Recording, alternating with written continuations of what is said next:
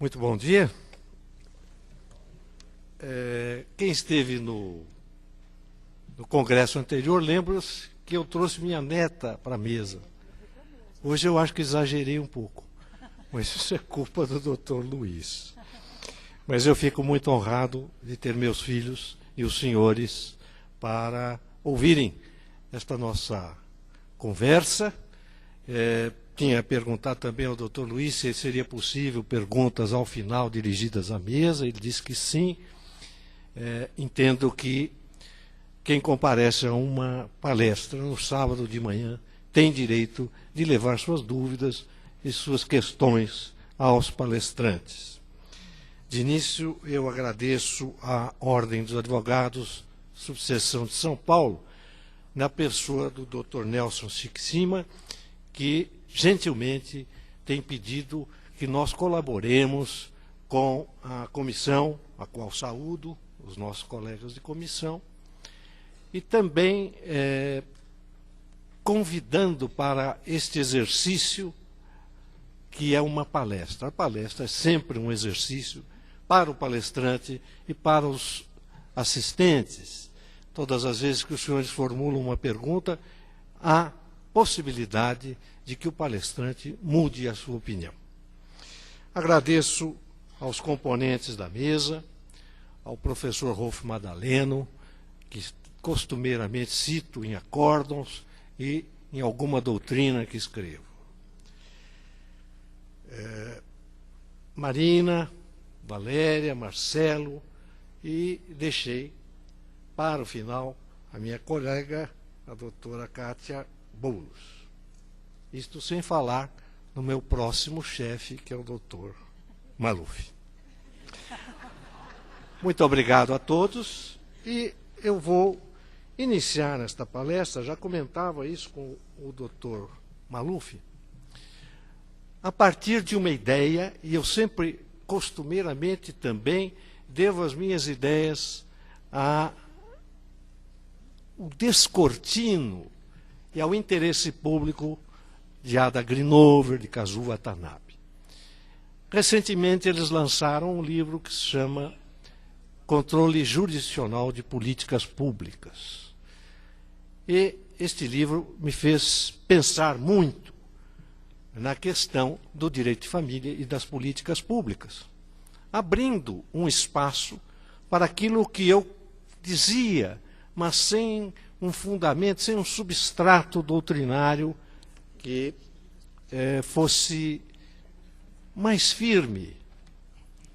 Quando nós falamos em políticas públicas, nós estamos nos dirigindo à Constituição, aquelas normas e princípios que a Constituição garante: dignidade da pessoa humana, liberdade, e não há por que não incluir família, num grande espectro, a família.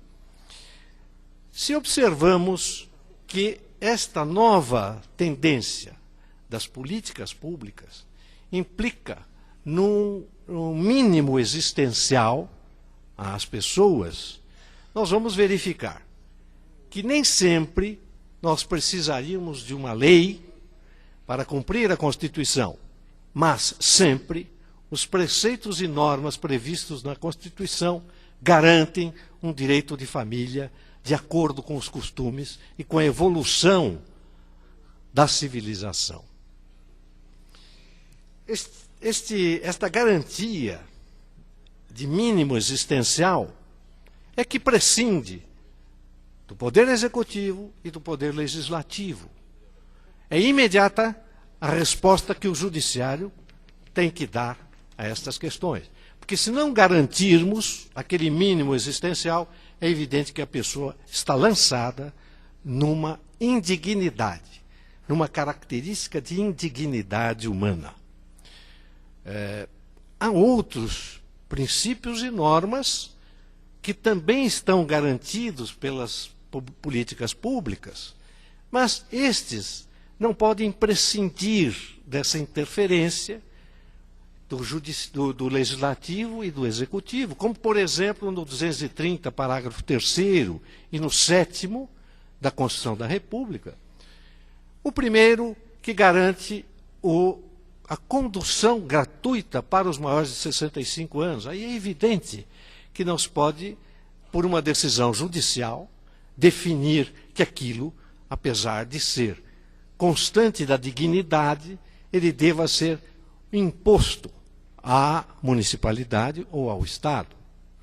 Por outro lado, o artigo 7º, que são as garantias sociais do trabalhador, tem aspectos que são imediatos para a sua dignidade, como o salário, e etc., e outros, mas alguns dependem de uma lei. Eu quis fazer esse breve apanhado para mostrar aos senhores que, não sei se é uma deficiência minha, mas o meu pensamento está evoluindo para esta nova tese. Estou no início dos meus estudos, mas eu tenho a impressão que isto eu já falava com uma linguagem doutrinária precária. Eu dizia que o brasileiro gosta de leis. E estas leis não eram desnecessárias, porque já estavam previstas como normas ou princípios na Constituição.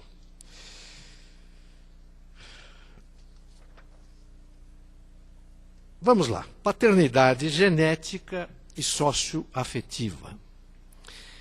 Aqui o enfoque pode ser imediato, diante da brevidade do tempo, na súmula 301 do STJ. É aquela que faz presumir a paternidade àquele que não se submete à perícia, à prova científica do DNA. Muito bem. A minha opinião, e esta é o que eu vou dar de imediato, é no sentido de que nem sempre, e os juízes quase sempre, têm feito prevalecer a paternidade genética à socioafetiva. Não se esqueçam nunca, a busca da paternidade só é possível quando não exista nenhuma. A partir do momento que existe alguma reconhecida, não é possível buscar a paternidade. Ela já existe. Mas presumir é possível, sim. Por quê? Porque aquele genitor que não se submete ao exame, ele não está cumprindo aquele princípio lapidar do Código de Processo Civil, que é o artigo 339, que todos estão obrigados à busca da verdade em juízo.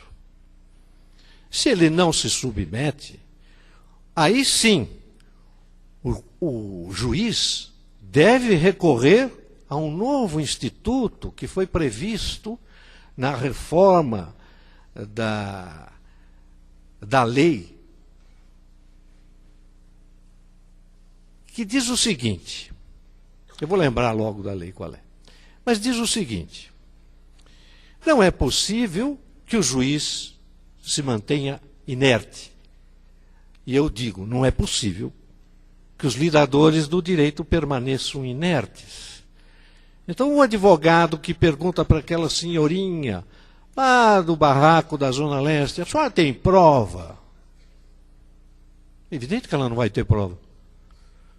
Não, eu tive relação não seria o caso, eu transei com ele. Tal. Quando? Eu não lembro. Quem tem que fazer essa busca? Inicialmente é o advogado. Mas o juiz não pode simplesmente dizer, como ela não trouxe prova, eu vou julgar improcedente. Cabia a ela trazer a prova. Aí vem aquela carrada de razões processuais, que eu sempre disse, desde que era juiz de família, e os senhores aí não tinham nascido, sempre disse que o Código de Processo Civil não é uma boa ferramenta no direito de família. Ela é uma ferramenta, mas não é uma boa ferramenta.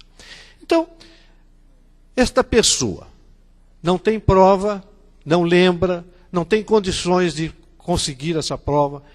Vejam, por exemplo, no caso dos alimentos. Uma pessoa que exerce uma função ou um trabalho, como o advogado, qual é a possibilidade da pessoa que se separa do profissional de descobrir exatamente o que ele ganha. Então, sim, mas tem a aparência. Ele está com um relógio Cartier, ele usa um terno da Vila Romana, sei lá de onde. Mas, enfim, esta aparência nem sempre é suficiente para se definir. Como, no caso da paternidade, nem sempre se traz uma prova segura, firme, de que houve uma paternidade socioafetiva. E o juiz o que faz? Rapidamente nega. O juiz e o tribunal. Então, essa é a profundidade que nós temos que buscar. Não adianta aplicar o princípio processual cegamente ou friamente.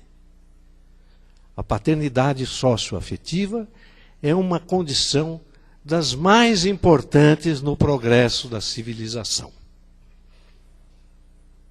Estava previsto na Constituição.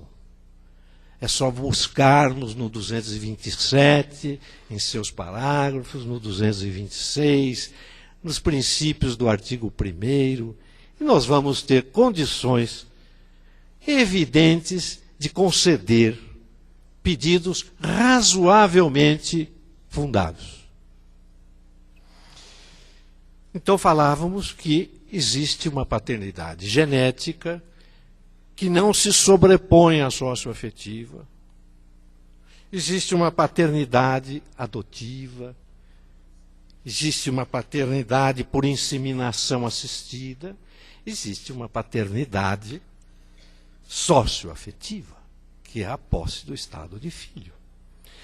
Esta posse do estado de filho, se configurada judicialmente, implica no direito à herança. Tem que ser reconhecida como uma união estável. Se for reconhecida, implica no direito à herança. As nuances de atribuir esta herança também estão no legado ou na doação da parte disponível. Eu posso ser casado, ter meus filhos, conviver com outra pessoa, com os filhos dela, e de repente, esta convivência foi prolongada, que foi educada, que foi civilizada, me permite que eu dê a estes filhos, que não são meus, a parte disponível da minha herança. Eu posso fazer legados. Então, estes são os enfoques que nós temos que perceber. E os senhores vão dizer, mas isso é simples. Entra com a ação lá, vai. Entra com a ação, entra com o recurso. E os senhores vão ver que não é simples, não. Que não há um posicionamento, isto graças a Deus, que não há um posicionamento vinculante. Em direito de família, é absolutamente impossível existir súmula vinculante. Pronto, a minha opinião está dada. Se alguém quiser depois discutir, vamos lá. É impossível. No exame da paternidade, no exame da maternidade, nas consequências do ressarcimento pelo abandono afetivo, é impossível nós termos alguma coisa vinculante. Nem precisa ser súmula. Não, mas esta é a orientação da Câmara. Quem me conhece sabe quantas vezes eu voto sozinho e vencido. E esta é a única forma, e acredito que os advogados batalhem por isso, se conseguir um progresso nas diversas áreas do direito. Hoje os senhores enfrentam de uma forma e nós, juízes, de outra. O atraso, a morosidade do Tribunal de Justiça, que é patente, é clara, é evidente, encontraram uma válvulazinha de escape vergonhosa, que é a aplicação do artigo 252 do Regimento Interno do Tribunal de Justiça de São Paulo. É evidente que muitas vezes o recurso não se sustenta. Ele é uma repetição barata daquilo que foi dito anteriormente, na inicial ou na contestação. Já foi examinado devidamente pela sentença. Neste caso, sim, pode-se aplicar o 252. Mas vejam que a situação que está o Tribunal de Justiça de São Paulo, alguns desembargadores, não todos, é de uma verdadeira espada sobre a cabeça. Há atrasos consideráveis de distribuição de feitos desde 2004, 2005. E outro dia, como eu trabalhei rapidamente, eu recebi o dos vagabundos. Então, eu recebi processo de família de 2001. Chegou no Tribunal de Justiça em 2001. Era um processo de guarda. O que eu vou dizer para essa criança que hoje é um homem? O que ele vai fazer, e não pode falar o que a gente pensa, o que vai fazer com esse acórdão? Tem alguma validade? Presta para alguma coisa? Não presta mais.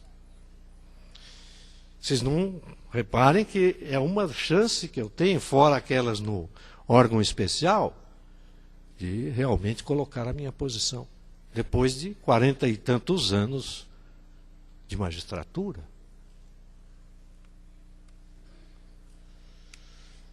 Diz Paulo Luiz Neto Lobo, e essa é uma frase que eu acho muito razoável: a socioafetividade individualiza o princípio da solidariedade. Uma belíssima frase. Cada um faz o uso possível desta frase. Não o que quer, o possível. Eu voltaria nessa questão ainda da paternidade, numa questão gravíssima que começou a ser apreciada no artigo 1605 do Código Civil. Não sei se os senhores sabem, na França hoje existem mais de 400, na França, não é no Haiti, na França, 400 mil pedidos de registro civil de nascimento tardio. Aqui, este reflexo demora um pouco mais, porque temos a inseminação assistida, etc. Mas, na Europa já está consolidada esta forma de paternidade. Então, 400 mil pessoas estão procurando a origem, a sua origem, onde e por que nasceram. Não seria tempo? O professor Rodrigo da Cunha Pereira fez uma formulação desta através do IBDFAN. Eu fiz esta formulação ao Tribunal de Justiça, à Corregedoria, até agora sem resposta, e o Dr. Nelson também recebeu para ver se a ordem dos advogados pode nos ajudar nisto. Bastaria a existência de um livro classificador na linguagem dos registros públicos para que se consignasse a verdadeira origem daquela criança, que poderia ser, inclusive, a roda dos enjeitados, que eu acho muito melhor do que a lata de lixo, do que o enforcamento, do que a criança jogada numa cisterna. Houve uma batalha na revista do IBDFAN quando Rodrigo da Cunha Pereira propôs isto, e não sei se 2 ou 3 ou 4 pessoas se manifestaram visceralmente contra. Não, isto é uma interferência indevida num princípio. Então é melhor ir para o lixo. Então é melhor que essa criança morra. Mas a discussão sobre aquele feto anencefálico, todo mundo quis dar opinião. Mas proteger aquele que já nasceu? Não pode. Não pode, porque esse é um direito indisponível. Nós temos que evoluir. Eu acho que a doutrina muitas vezes, ela se assemelha a um gibi. Porque o papel recebe qualquer coisa.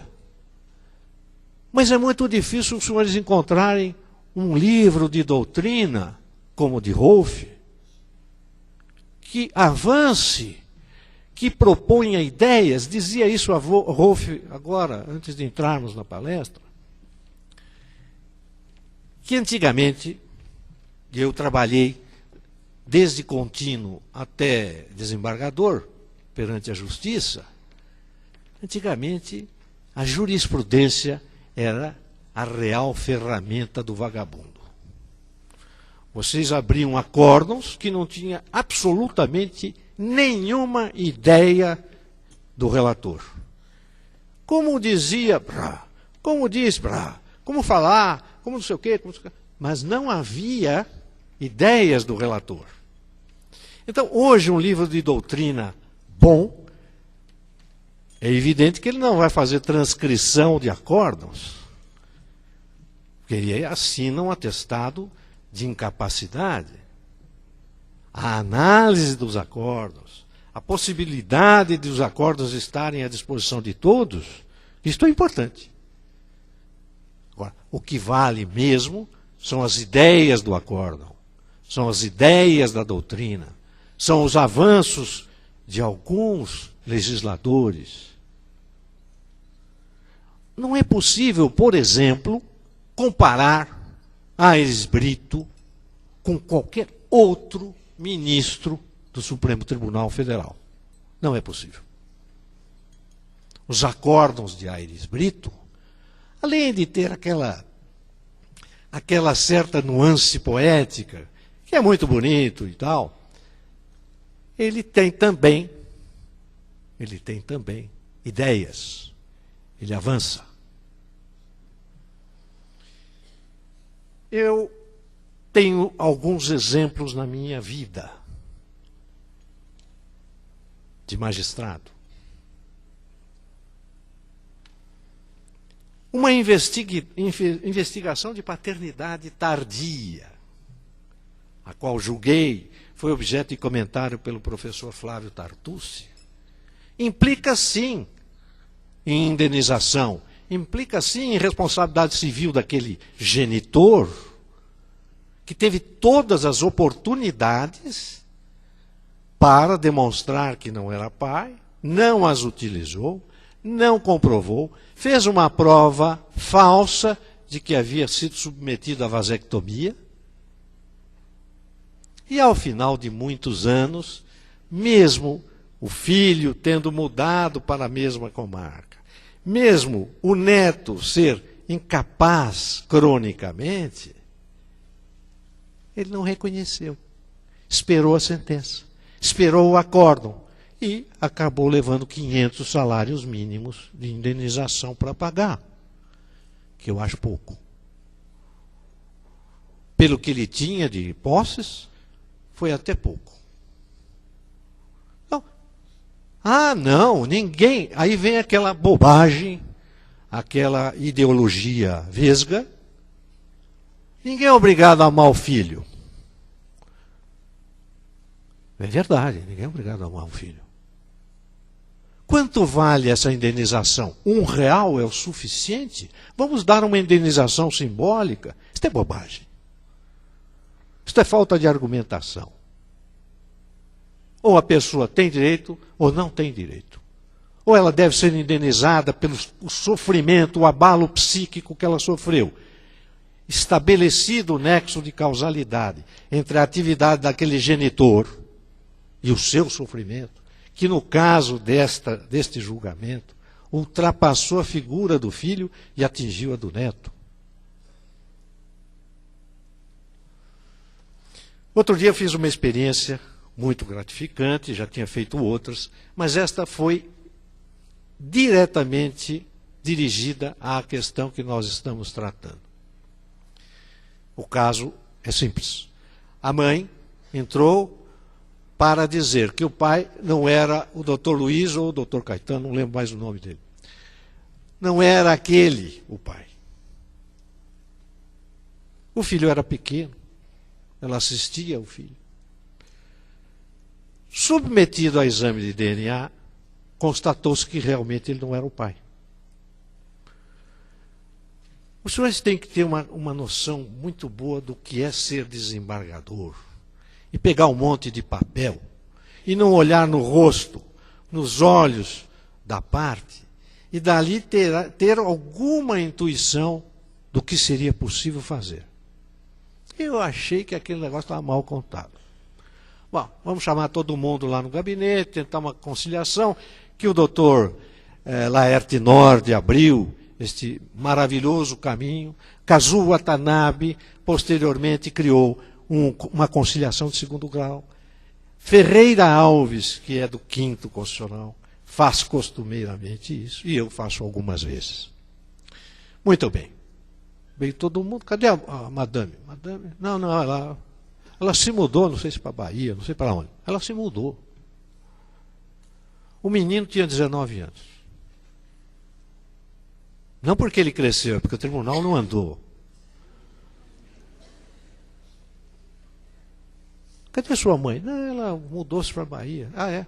E o senhor? Eu jamais vou abdicar de ser pai desse menino, como sou da fulaninha, que é minha filha, de outro casamento. Jamais vou abdicar disso. O que os senhores fariam? A solução foi assim, um lampejo. Foi um lampejo. Não de genialidade, mas de humanidade. O menino já tinha 19 anos, você desiste da ação? Desisto. Pronto, acabou aí. Não vou explicar mais nada. Pronto, voltaram para casa. Principalmente conciliados. A questão discutida em juízo foi pacificada. Nós não podemos pensar em conciliação. Tem acordo? Paga aí, paga 300 em vez de 450. Isso não pacifica as partes. Pacificar as partes é cada um chegar à conclusão de que aquela é a melhor solução para os dois. Então, insistam um pouco em pedir a conciliação em segundo grau, mas deem elementos. Não venham com aquela petiçãozinha que é: a dona Joaninha tem interesse na conciliação. Eu nego. E olha que eu sou muito a favor da conciliação. Aí, onde vamos cair? Vamos cair nessa sensibilidade, nessa premonição do desembargador para saber, aqui tem. Saibam pedir, tenham coragem de pedir, esclareçam o pedido, curto. Não se preocupem tanto em ir lá despachar memorial. Por favor. Se não está nos autos, não adianta nada. Se está nos autos, você já comentou. Se você não comentou, faça um memorial. Eu digo isso para o meu filho. Não vá lá perturbar o desembargador. A maioria está trabalhando e muito. Bom, a súmula 301 e a dinâmica da prova, eu acho que já enfrentei razoavelmente. Vocês querem ver onde há abandono afetivo? Evidente, na alienação parental. A alienação parental é uma condição típica de abandono afetivo. Não, mas os dois estão disputando o neném. Só que o alienador, que, na minha modestíssima opinião, é um desequilibrado mental, o alienador quer a criança só para ele, quer impedir a criança de viver, quer impedir a criança de progredir, não cumpre os princípios do mínimo existencial previsto na Constituição. É um típico caso de abandono afetivo.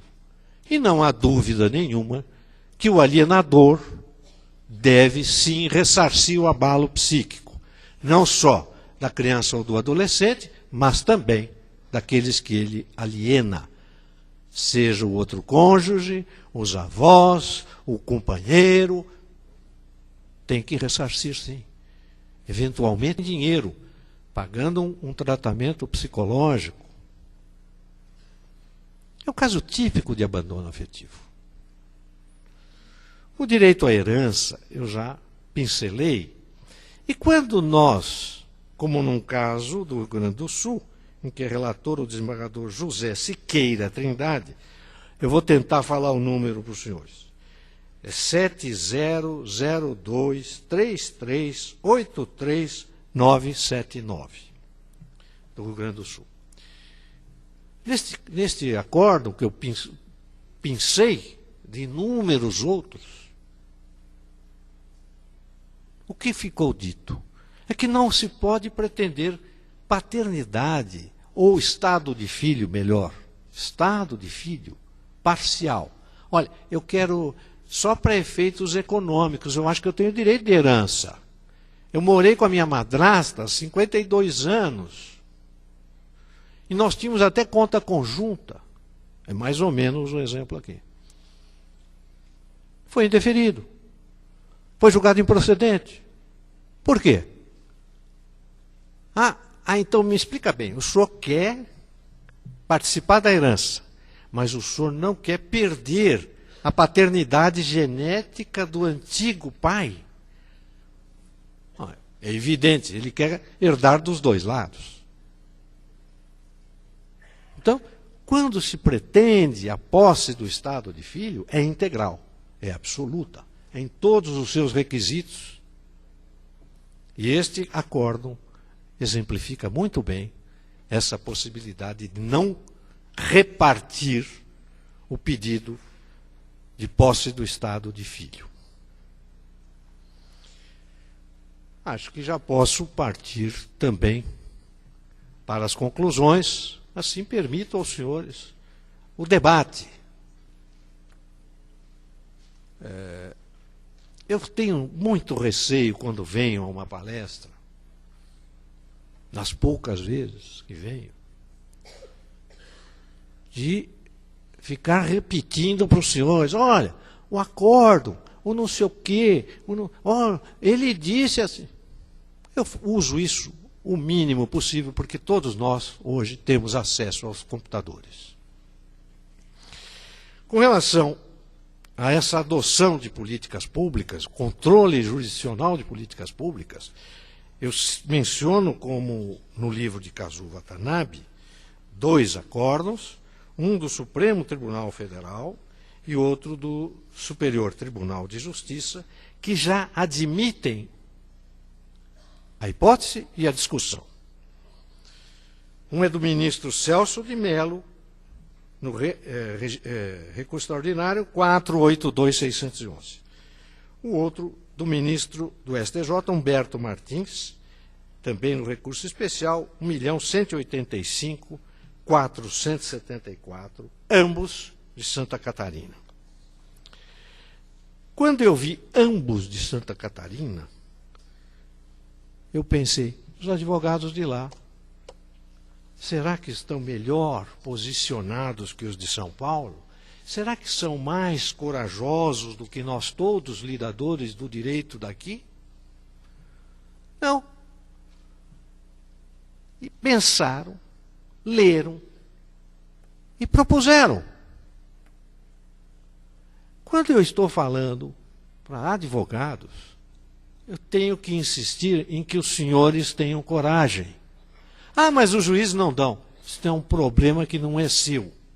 Isso é um problema do juiz, é um problema do tribunal. Os senhores não podem ficar recolhidos, porque a 8ª Câmara não dá nada. Não caiu na 7ª, que dava tudo. Por favor. Nós temos que ter outros meios de lutar contra isto, contra esta paralisia mental. Eu tenho a impressão que falei o suficiente para uma manhã de sábado, todos estão esperando o Dr. Rolf, e mais tarde uma feijoada. Então, eu fico muitíssimo grato pela atenção que os senhores dispensaram a esta nossa conversa.